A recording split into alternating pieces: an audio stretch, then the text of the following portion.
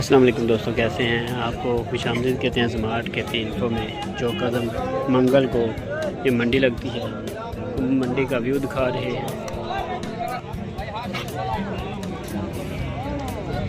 کیسے ہیں آپ؟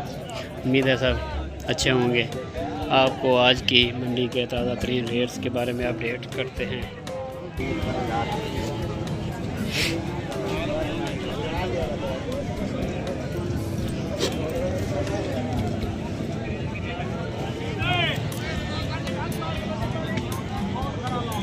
ماشاءاللہ جی دوستو، بہترین ورائٹی، کوالٹی، ہر چیز اویلیبل ہے۔ چوک آدم میں ہر قسم کا بکرا ملتا ہے، جس قسم کا آپ نے لینا ہو۔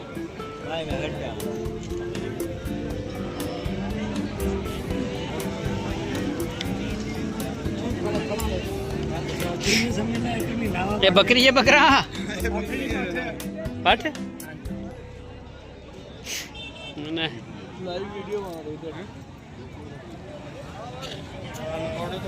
بکری یہ کی ڈیمانڈ ہے؟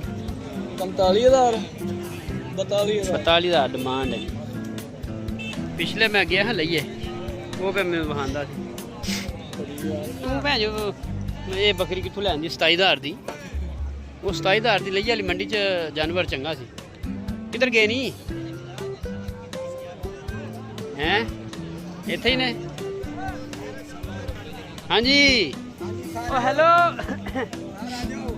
کی ریٹ جے؟ ماشاء اللہ 90 دینے کنے دے جے؟ کنے دے دینے کنے دے جے؟ ساڈے حکم تے تساں کرنا ہے، تواڈے ہاتھ چ نے۔ 85 دے فائنل ہون دے جی۔ واہ جی واہ، ماشاء اللہ۔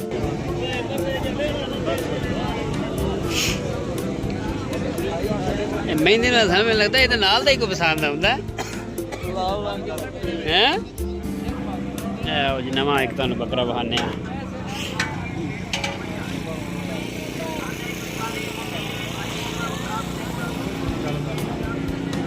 وہ دو لاکھ سین ہونا ہے مہندی سن۔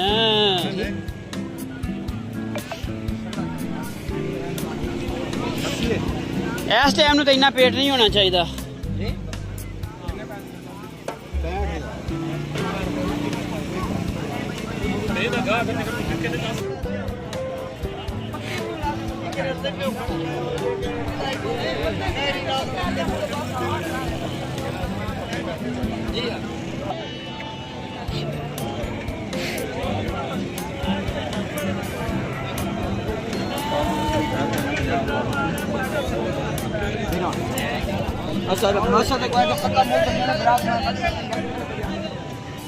وہ پکا ہی ہے، دے چھڑو ہوں پھر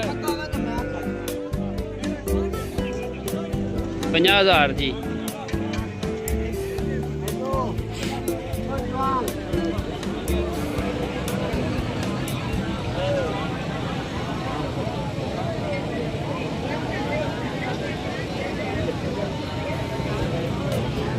پکا جی 50,000۔